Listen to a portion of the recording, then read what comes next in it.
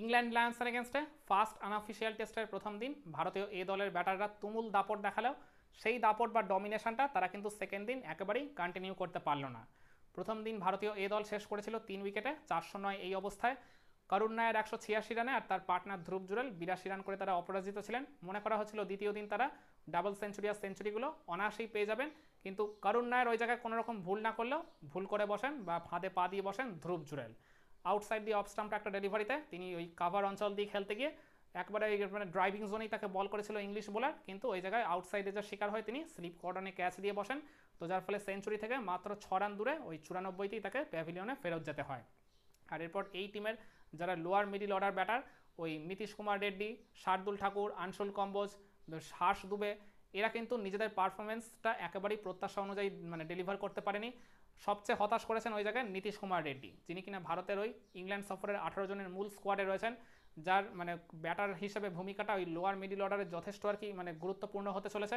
তিনি কিন্তু করুণ নায়ারকে সঙ্গে পেয়েও, যিনি কিনা ক্রিজে পুরোপুরি সেট হয়ে গেছিলেন, ওই জায়গায় মানে একেবারেই মানে বড় রানের কন্ট্রিবিউশন তো করতে পারেনি, একটা মানে ন্যূনতম পার্টনারশিপও তিনি কিন্তু গড়ে দিয়ে যেতে পারেননি। মাত্র 7 রান করেই একটা হার্ড লেংথের ডেলিভারিতে ওই জায়গায় কাভার অঞ্চল দিয়ে খেলতে গিয়ে তিনিও আউটসাইড এজের শিকার হয়ে ওই মানে উইকেটের পেছনে ক্যাচ দিয়ে বসেন।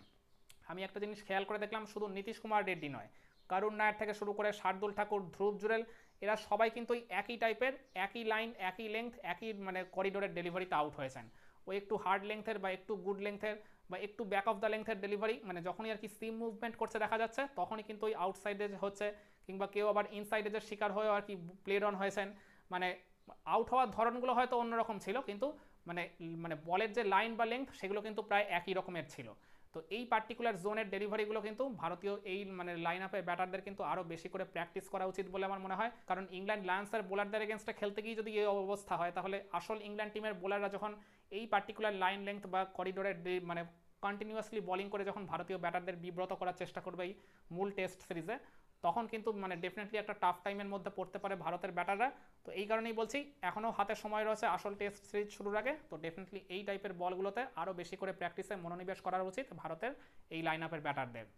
আর এছাড়া এরপর ওই হার্ষ দুবে তিনি 32 রানের একটা ইনিংস খেলেছিলেন, আর এরপর আনসুল কম্বোজ তিনিও 23 রানের একটা মোটামুটি কার্যকর ইনিংস খেলেছিলেন। এদের দুজনের মধ্যে 8 উইকেটে একটা 39 রানের পার্টনারশিপও গড়ে উঠেছিল। তো আর শার্দুল ঠাকুরও শেষে মানে তারপর 27 রান তিনি করেছিলেন। তো সব কিছু মিলিয়ে মানে ভারতীয় এ দল মনে করা হচ্ছিল তারা নিজেদের টোটালটাকে একটা বিশাল আর কি মানে স্কোরে নিয়ে যাবে, কিন্তু সেটা মানে শেষের দিকে গিয়ে এই ব্যাটারদের ব্যাটিং ব্যর্থতার জন্য মাত্র তাদের ইনিংসটা শেষ হয়ে গেল 557 রানে। আপনাদের একটা পরিসংখ্যান দিয়ে রাখি, এই ধ্রুব জুরেল আর করুণ নায়ারের পার্টনারশিপটা ভাঙার আগে পর্যন্ত ভারতের স্কোরটা ছিল 3 উইকেটে 427, আর তারা অল আউট হয়েছে 557-তে। মানে হিসাব মতো দেখা যাচ্ছে ভারতীয় এ দল তাদের লাস্ট 7টা উইকেট হারিয়েছে মাত্র 130 রানে, যেটা কিন্তু মানে শেষের দিকের ব্যাটারদের যে ভয়ঙ্কর রকমের ব্যাটিং বিপর্যয় হচ্ছে এই পরিসংখ্যানটাই কিন্তু বলে দিচ্ছে। না হলে কিন্তু স্কোরটা ডেফিনেটলি 600 বা 650 প্লাস উঠতেই পারত। তো এরপর ইংল্যান্ড লায়ন্সের মানে ওই জায়গায় ইনিংসটা শুরু হওয়ার সাথে সাথে কিন্তু আনসুল কম্বোজ একটা চমৎকার ইনকামিং ডেলিভারিতে, একদম গুড লেংথ জোনের একটা ডেলিভারিতে কিন্তু ওই বাঁহাতি ওপেনারকে একবারে পুরোপুরি ক্লিন বোল্ড করে দেন। 22 রানের মধ্যে ইংল্যান্ড লায়ন্স প্রথম উইকেটটা খোয়ায়, কিন্তু এরপর তাদের ওই আরেক ওপেনার আর ওই তিনে ব্যাটিং করতে নামা ওই ব্যাটারের মধ্যে আবার সেকেন্ড উইকেট একটা 109 রানের জুটি করে ওঠে। এই পার্টনারশিপটাই বলতে গেলে মূলত ইংল্যান্ড লায়ন্সকে আবারও ম্যাচে ভালোভাবে কামব্যাক করিয়ে আনে। কিন্তু এরপর হার্ষ দুবে এসে কিন্তু এই পার্টনারশিপে ভাঙন ধরেন, একটা ডাউন দ্য লেগের ডেলিভারি তিনি করেছিলেন, মানে খুবই আনফর্চুনেটলি ওই ব্যাটার সুইপ করতে গিয়ে একটা ছোট ইনসাইড এজের শিকার হয়ে তিনি নিজের উইকেটটা খুইয়ে বসেন। তো এরপর মানে 131 রানের 2 উইকেট পড়লেও তারপর থার্ড উইকেটে কিন্তু ওই মানে টিকে যাওয়া ওপেনার ওই টম হেইনিস বোধহয় তার নামটা সম্ভবত, আর ওই 4 নম্বরে ব্যাটিং করতে আসা ব্যাটারের মধ্যে আবারও একটা 106 রানের জুটি গড়ে ওঠে, আর যে পার্টনারশিপটা কিন্তু এখনও পর্যন্ত মানে ক্রিজে অপরাজিত রয়েছে। তো যার ফলে দিন শেষে ইংল্যান্ড লায়ন্সের স্কোরটা এখন 2 উইকেটে 237। এখনও আর কি ভারতীয় এ দলের তুলনায় তারা 330 রানের একটা বিশাল মার্জিনে পিছিয়ে রয়েছে, কিন্তু ওই টম হেইনিস মানে যিনি ওপেনার তিনি কিন্তু ওই 103 রানে অপরাজিত রয়েছেন দিন শেষে। এখনও ম্যাচের রাশটা কিন্তু ভারতীয় এ দলের হাতেই রয়েছে, 330 রানের পিছিয়ে রয়েছে, এটা কিন্তু কোনো মুখের কথা নয়। আমি মনে করি এই থার্ড দিনের মানে প্রথম 1 বা 2 সেশনের মধ্যেই ওই ইংল্যান্ড লায়ন্সের মানে মানে শুরুতেই যদি তারা 4 থেকে 5টা উইকেট তুলে নিতে পারে, পার্টিকুলারলি ফার্স্ট সেশনে অন্তত 3টা উইকেট যদি তুলে নিতে পারে, তাহলেই মনে করি মানে ভারতীয় এ দল মানে প্রথম ইনিংসে একটা লিড নিয়ে নিতে পারবে।